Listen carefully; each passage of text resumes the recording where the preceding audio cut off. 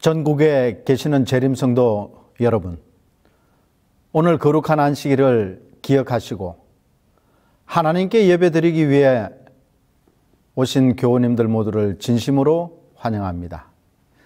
한 주일의 피곤하고 힘든 일에서부터 벗어나 평안한 쉼과 숨을 돌리는 여유를 가지시고 또한 약속된 하나님의 축복 속에 평안히 거하게 되시기를 기도합니다. 이제 겨울잠을 자던 개구리가 깨어 꿈틀거린다는 경칩도 지나고 봄이 오는 소리가 들리는 것 같습니다. 우리의 영적 삶이 혹 깊은 겨울잠에 빠져 있었다면 이제 깨어나 새로운 힘과 능력을 힘입어 활기찬 새 출발을 할 수 있기를 또한 기도합니다. 여러분 혹시 특허청이 무엇하는 곳인지 아시고 계십니까?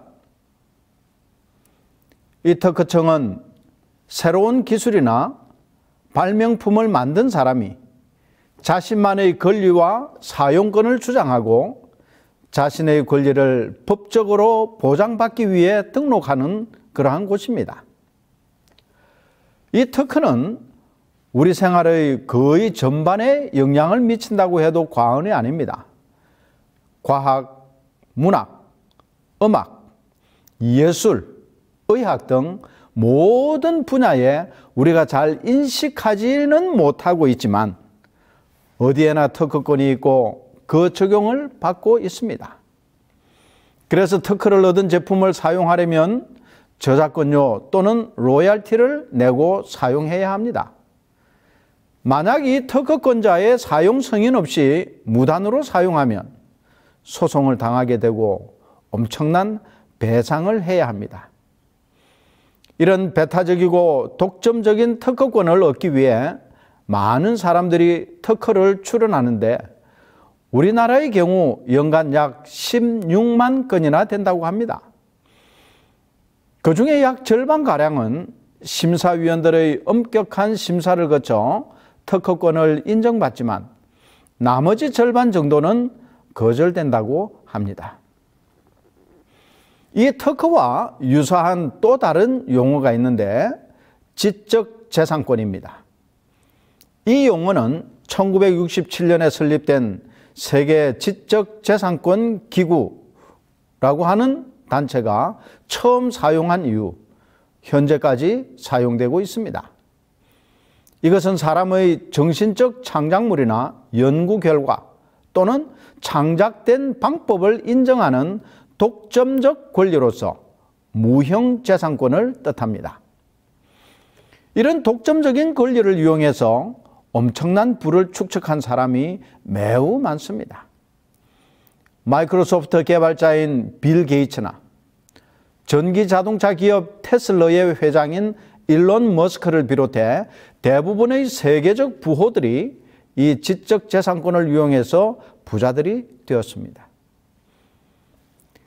삼성은 우리나라를 대표하는 세계적 기업인데 가장 핵심적인 사업이 반도체 개발과 생산입니다.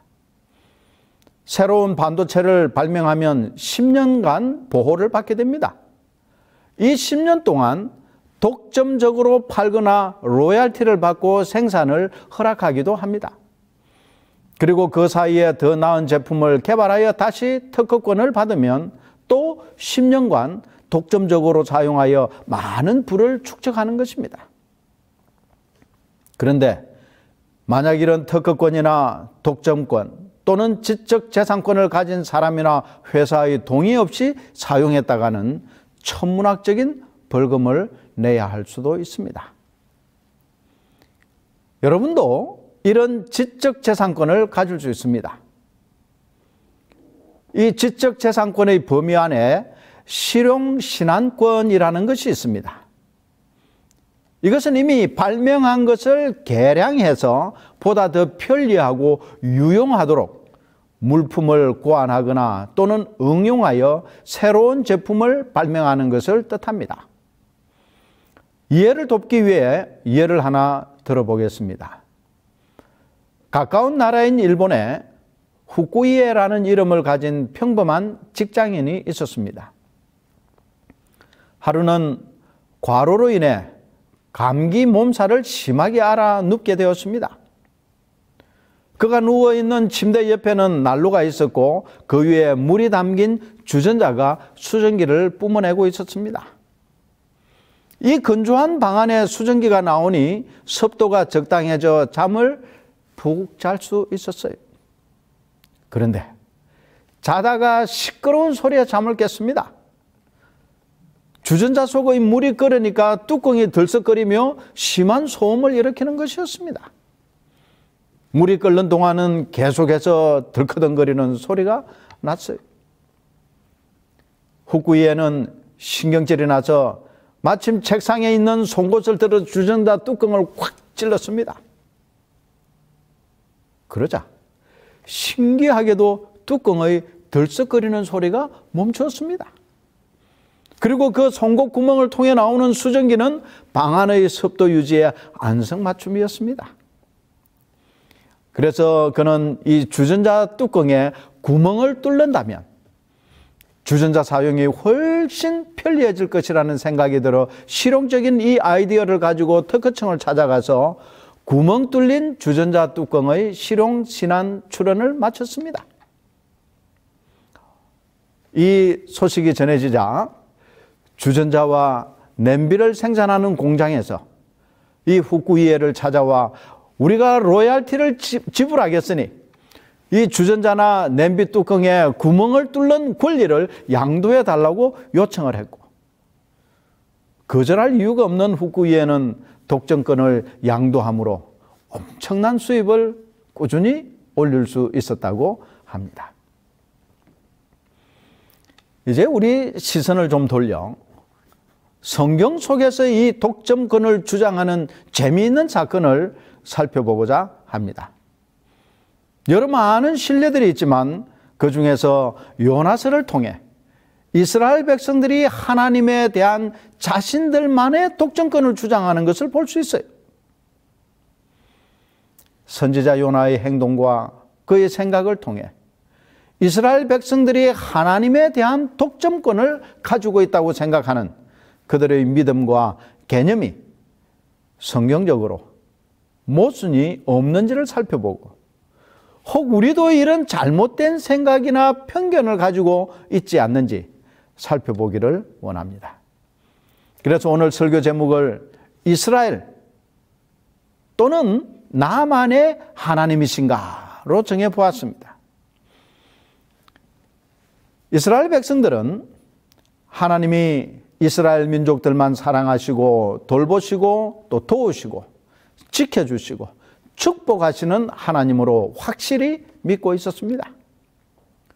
그 근거로 하나님께서 직접 아브라함을 조상으로 하는 유대인을 많은 민족 가운데서 택하시고 그들에게 거주할 땅도 주시고 다른 나라들과의 전쟁에서 이기게 해주시고 그리고 만나도 주시고 무엇보다 결정적으로 하나님께서 거하실 성소를 만들도록 하신 것이었습니다.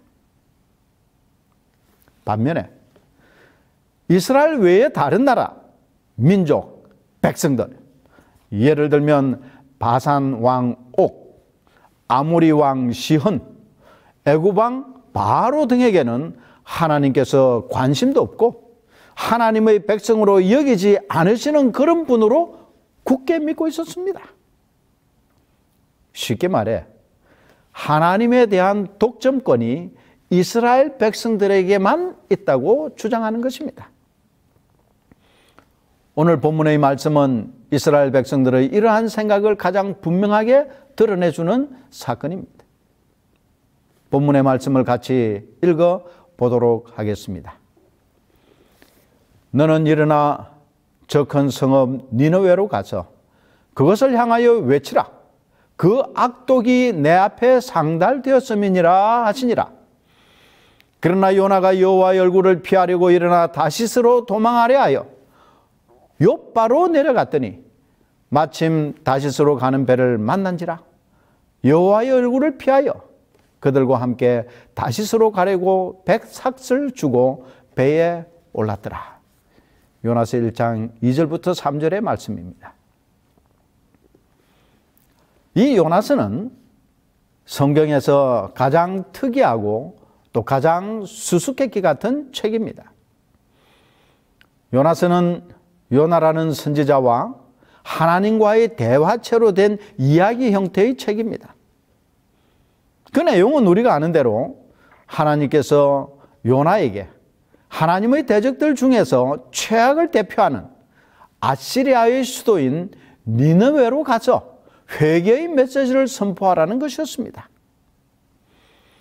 선지자 요나는 열왕기하 14장 25절의 말씀을 보면 여로보암 2세의 통치 기간 동안 북방 이스라엘이 다시 번성하고 영토를 확장하게 될 것을 예언했던 예언자로 언급되어 있습니다.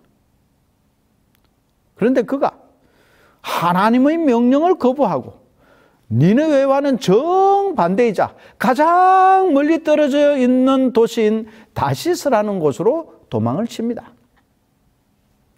그 이후의 이야기는 우리가 잘 알고 있기 때문에 더 이상 언급을 하지는 않겠습니다. 이 니느웨라는 도시는 어떤 도시일까요? 성경에 언급된 니느웨에 관한 언급을 살펴보면 그들은 진실하지 못하고 포악하고 탈취하는 사람들로 묘사되어 있습니다.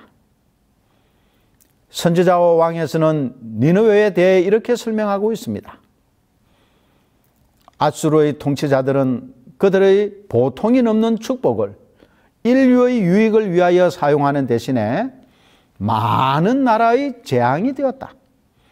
하나님이나 저희 동료 인간들을 생각하지 아니하고 무자비한 그들은 만국으로 하여금 저기가 지극히 높으신 하나님보다 더 높인 니느웨의 신들의 최상권을 인정하게 만들려는 확고한 정책을 따랐다.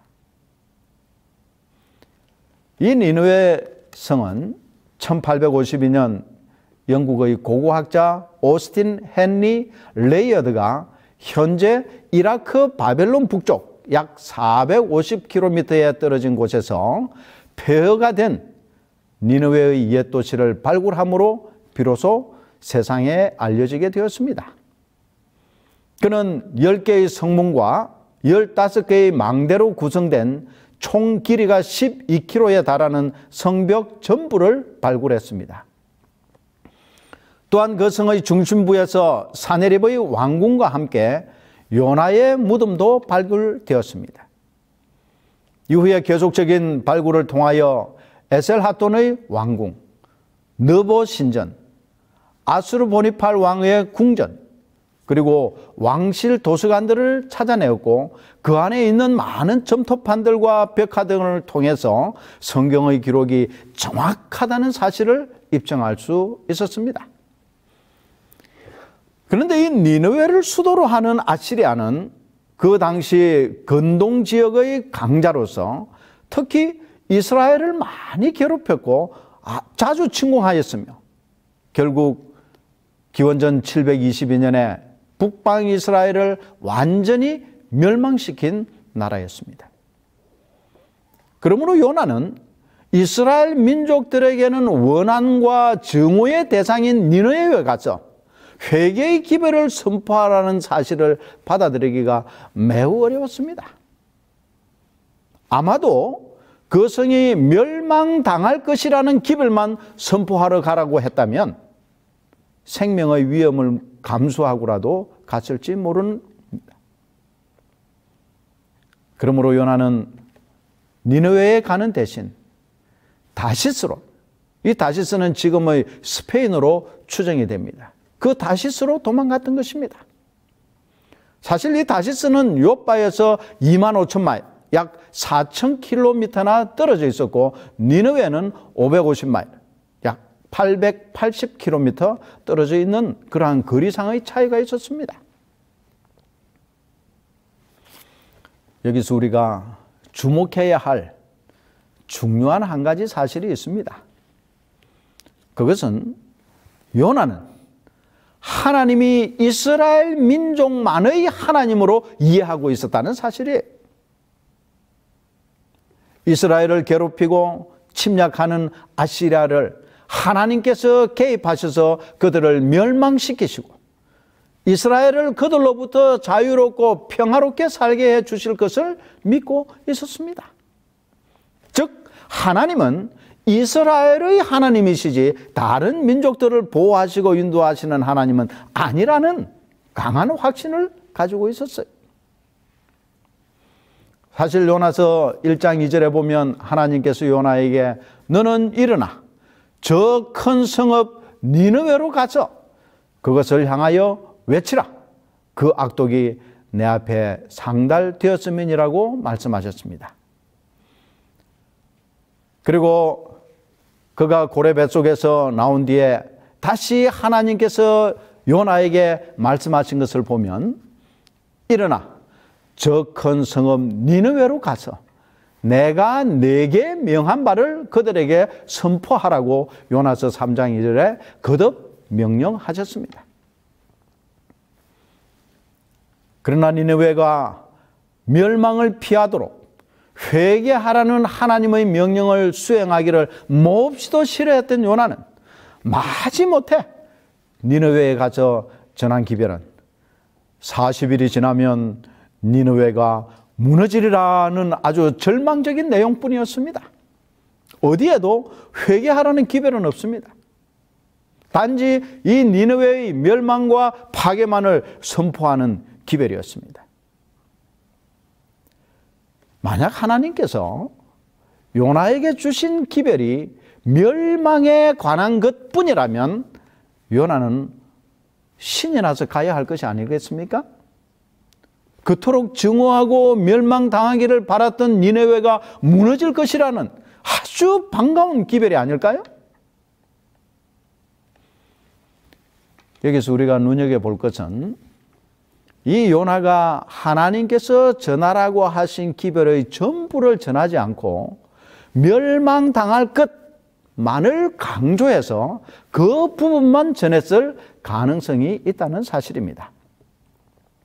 아마도 하나님께서 요나에게 주신 기별의 전체 내용은 니느웨의 죄악이 심하여 하나님의 인내의 한계를 넘었으니 40일 후에 이 성이 하나님에 의해 멸망당할 것이다. 그러나 니느웨 백성들이 회개하고 하나님 앞으로 돌아오면 하나님께서 이 재앙을 내리지 않으시고 이 성을 멸망시키지 않을 것이다 라는 것일 가능성이 매우 많습니다. 왜냐하면 하나님께서 요나에게 주신 기별 중에 40일이라는 것이 없고 또 그 기별을 받아들이고 회개하면 멸망을 피할 것이라는 복음도 없었어요. 그런데도 이 기별을 받은 니느웨 백성과 왕은 하나님을 믿고 금식을 선포하고 높고 낮은 자를 막론하고 굵은 베옷을 입은지라. 그 일이 니느웨 왕에게 들림에 왕이 보좌에서 일어나 왕복을 벗고 굵은 베옷을 입고 제위에 앉으니라고 3장 5절 6절에 기록하고 있습니다. 이로보건대 요나의 기별은 하나님께서 전하라고 주신 전체 기별이 아니라 요나가 바라고 원하는 니느웨의 멸망만을 선포한 것으로 볼 수 있는 것이에요. 이러한 사실은 니느웨 백성이 회개함으로 하나님께서 뜻을 돌이켜 재앙을 내리지 않으시자 화가 난 요나가 하나님께 원망하는 말에서 다시 한번 확인할 수 있습니다. 그는 자신이 다시스로 도망한 이유를 비로소 말하고 있어요. 요나서 4장 2절의 말씀을 보시겠습니다. 여호와께 기도하여 이르되 여호와여 내가 고국에 있을 때에 이러하겠다고 말씀하지 아니하셨나이까? 그러므로 내가 빨리 다시스로 도망하여 싸우니 주께서는 은혜로우시며 자비로우시며 노하기를 더디하시며 이내가 크시사 뜻을 돌이켜 재앙을 내리지 아니하시는 하나님이신 줄을 내가 알았음이니이다. 즉 은혜롭고 자비롭고 노하기를 더디하시고 회개할 때 재앙을 내리지 않는 하나님은 이스라엘 백성에게만 그렇게 하셔야지 다른 이방 민족들에게는 그렇게 하시면 안 된다는 것이었습니다. 하나님의 은혜와 인자가 이방 민족들에게까지 확대되는 것을 못마땅하게 여긴 것이에요. 하나님을 사용할 수 있는 독점권, 특허권, 사용권은 오직 이스라엘에게만 있다는 생각이 깊게 뿌리 박혀 있었던 것입니다. 이러한 사상과 생각이 이스라엘 민족들에게는 신앙과 같은 것이었고, 이방인들 중에서 하나님께 오고자 하는 사람들은 반드시 이스라엘 민족을 통해서만 가능하다고 믿고 있었습니다. 이러한 잘못되고 독선적인 생각과 믿음을 가진 이스라엘 백성들에게 그렇지 않다고 하나님께서는 요나를 통해 말씀하는 것이었습니다. 하나님의 본래의 속성인 은혜와 자비와 긍휼은 이방 민족을 향해서도 명백하게 나타내시고 하나님 자신을 모든 민족들에게 나누어 주시는 분으로 자신을 드러내시는 것입니다. 그래서 하나님의 은혜와 연민과 동정과 용서하심은 오직 이스라엘 백성들만을 위한 것이라는 그릇된 확신을 온전히 뒤집어 엎는 사건인 것입니다. 하나님의 관심 밖에 있는 사람은 아무도 없습니다. 우리가 이 요나서에서 발견할 수 있는 또 하나의 진리는 하나님께서는 모든 사람들에게 회개를 통해 변화될 수 있다는 사실을 가르치고자 하신다는 것입니다. 요나의 기별을 들은 니느웨 성의 왕과 백성들이 나타낸 반응은 누구도 예상하지 못한 것이었습니다. 심지어 기별을 전한 요나도 그럴 것이라고 전혀 생각하지 못한 일이었습니다. 니느웨 사람들과 같이 탐욕적이고 우상숭배자이며 잔인하고 포악한 사람들까지도 요나의 단순한 기별에 철저한 회개를 하였습니다. 마지막 사건들이라는 책에서 엘렌 화이트는 이렇게 말합니다. 니느웨의 역사를 연구하라. 하나님께서는 요나를 통해 그 사악한 도시에 특별한 기별을 보내셨다. 사악한 도시들이 니느웨처럼 회개할 것 같으면 그가 전한 것과 같은 많은 기별들이 우리 시대에도 주어질 것이다. 요나에게 니느웨로 가서 자신의 기별을 선포하라는 여호와의 명령에서 드러나는 핵심적인 주제는 이스라엘의 적들도 하나님을 알지 못하는 민족과 백성들도 회개를 통해 변화될 수 있다는 것입니다. 하나님의 용서와 자비와 사랑의 대상이 될 수 있다는 사실이에요. 분명히 하나님께서 염두에 두고 계셨던 것은 이 아시리아인들의 마음이 변화되고 회개하여 하나님의 심판이 그들에게 임하지 않게 되는 것이었습니다.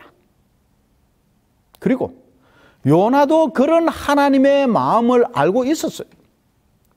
그러나 요나는 이 니느웨가 변화되고 회개하여 여호와를 따르는 자들이 되고 그들에게 내리시기로 하는 하나님의 심판이 취소되는 것보다는 차라리 그들이 계속해서 하나님의 적으로 남아 하나님의 심판을 받는 것을 더 원했던 것이었습니다.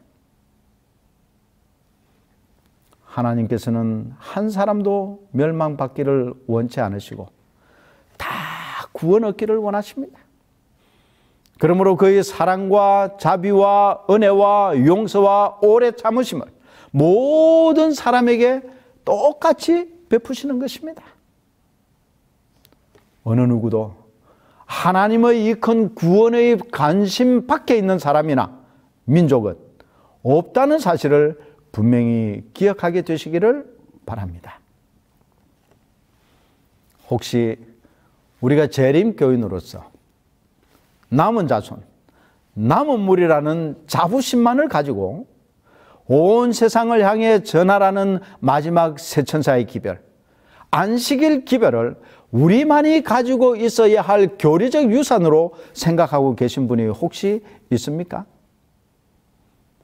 그래서 천주교인이나 불교신자나 비신자들에 대해 스스로 높은 장벽을 쌓고 있지는 않습니까? 재림교회만이 진리교회이다. 재림교회만이 참 진리를 가지고 있다. 재림교회 이외에는 구원이 없다라는 생각이나 그런 신념을 혹 가지고 계십니까? 또는 나를 괴롭히는 사람, 나에게 계속해서 손해를 끼치며 못 살게 하는 사람, 주일 대신 토요일에 예배 드린다고 조롱하고 어려움을 주는 사람, 아무거나 먹지 뭘 그렇게 까다롭게 가려 먹냐고 비웃는 사람들을 보면서 그들을 하나님께서 심판하시고 재앙을 내리시기를 기도하시는 분이 혹시 있습니까? 또는 저 사람은 절대로 내가 갈 하늘나라에 오면 안 돼 라는 생각을 가지고 있지는 않습니까? 저 사람이 구원받아서 하늘나라에 가는 걸 보느니 차라리 내가 안 가는 게 낫다라는 그런 생각을 가질 때가 있을까요? 그러면 우리는 현대판 요나가 되는 것입니다. 하나님을 독점할 수 있는 권한이나 권리가 우리에게는 조금도 없습니다. 디모데전서 2장 4절에 말합니다. 하나님은 모든 사람이 구원을 받으며 진리를 아는 데에 이르기를 원하시느니라. 요나의 마음이 아니라 하나님의 마음으로 이 세상을 보고 우리의 이웃을 볼 수 있기를 기도합니다. 하나님이 이스라엘만의 하나님이 아니듯이 하나님은 나만의 하나님이 아니라 같은 하늘 아래 살고 있는 모든 사람들의 하나님이심을 인식하고 이 세상을 향해 외치라고 주신 마지막 경고의 기별인 세천사의 기별을 모든 민족과 족속과 방언과 백성에게 전할 영원한 복음으로 선포하는 여러분과 제가 되기를 간절히 기도하며 오늘 말씀을 줄이겠습니다. 기도하시겠습니다. 사랑의 아버지 하나님, 하나님의 그 무한하신 사랑과 자비하심으로 오늘 보잘것없는 우리가 하나님의 백성으로 불려지고 하나님의 자녀로 선택함을 받았다는 사실을 인해 참으로 감사와 찬송과 영광을 돌립니다. 아버지 하나님, 우리가 받은 이 은혜와 축복을 나만 간직하고 나만 소유하고 있을 것이 아니라 아직 하나님을 알지 못하고 예수님의 재림에 대해 알지 못하는 이 세상 사람들에게 전할 수 있는 하나님의 마음으로 살아가는 재림 성도들이 될 수 있도록 축복해 주시옵소서. 예수님 이름으로 감사하며 간절히 기도드리옵나이다. 아멘.